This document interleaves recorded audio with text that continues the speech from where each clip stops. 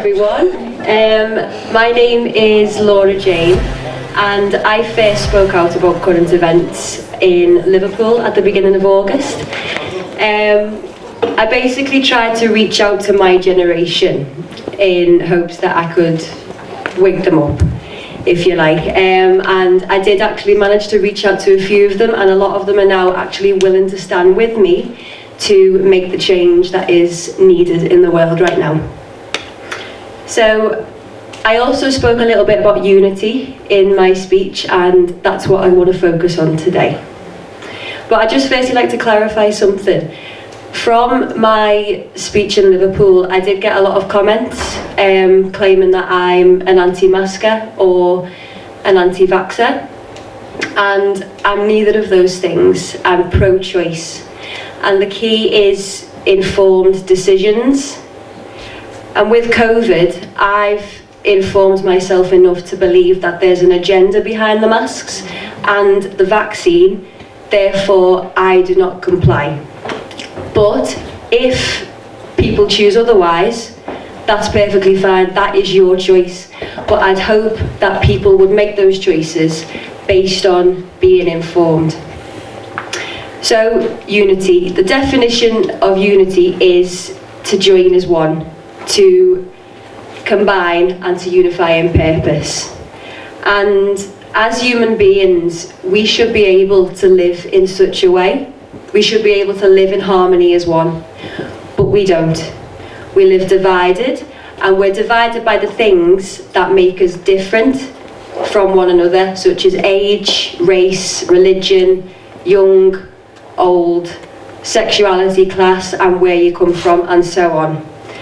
But when in reality, none of those things make us different or should make us different, because we're not different, we're just human, we're energy and we're conscience. In the wild, zebras and ostriches actually work together to look out for one another. The ostriches have the stronger eyesight and the zebras have the stronger sense of smell. So they work together to keep themselves safe when confronted with danger. They're completely different species, but they don't see that. They just see each other for what they are. And the reason that they can do that is because they don't have a television to be mind controlled. So regardless of what we look like and what we believe in, where we come from, or our abilities as individuals, at the end of the day, we all bleed the same red blood pumped by the same organ in each of our bodies, so we should all be able to live the same. I'd just like to quote excerpts from one of the authors from a book that I've just recently read. Have you ever wondered why we go to war? Why there's poverty, division and crime? And why our foods are poisoned? Why the world is so corrupt and full of conflict? The 20th century was filled with war, economic disaster, famines and displacement. And many of us have been led to believe that these occurrences are just based upon human nature, and that's just the way the world works. Until you open your eyes and your mind to it. Because it's not human nature. It's not in our nature to be racist. It's not in our nature to steal from others or to fight. It is in our nature to be kind and to look out for each other in times of need. The work of the elitist criminals is the reason why we think, feel and behave in the ways that we do. They taught us that capitalism was the reason for division between the rich and poor, and the reason for poverty, which in turn is the cause for war, crime and starvation. Others were taught that communism was to blame.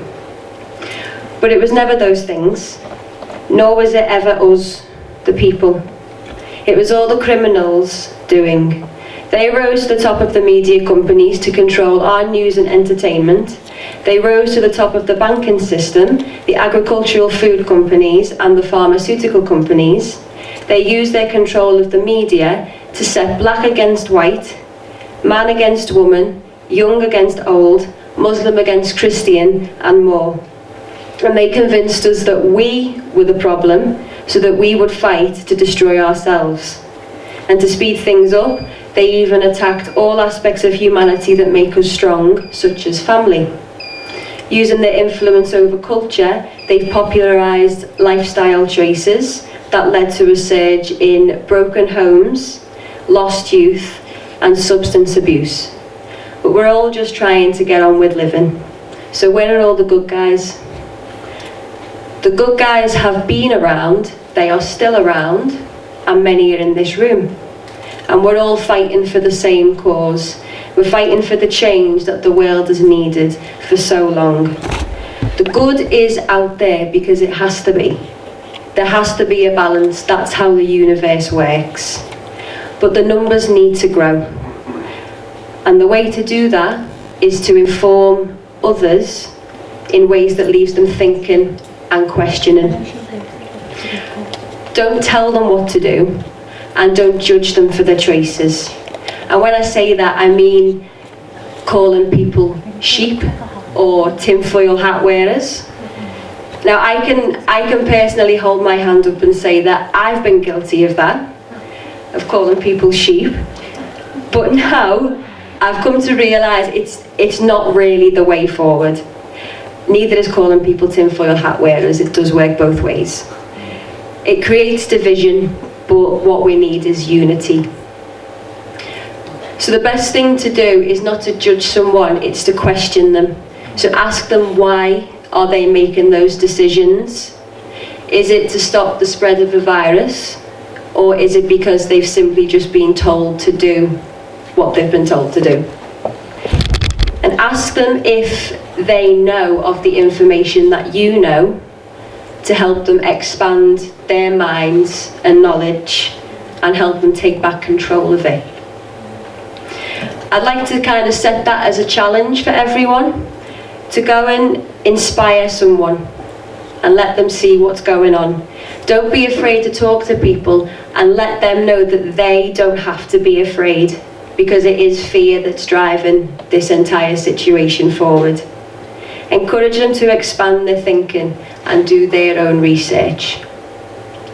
And at the end of my speech in Liverpool, I ended on a rather inspirational little tale, Aesop's fable, The Bundle of Sticks. And it goes like this.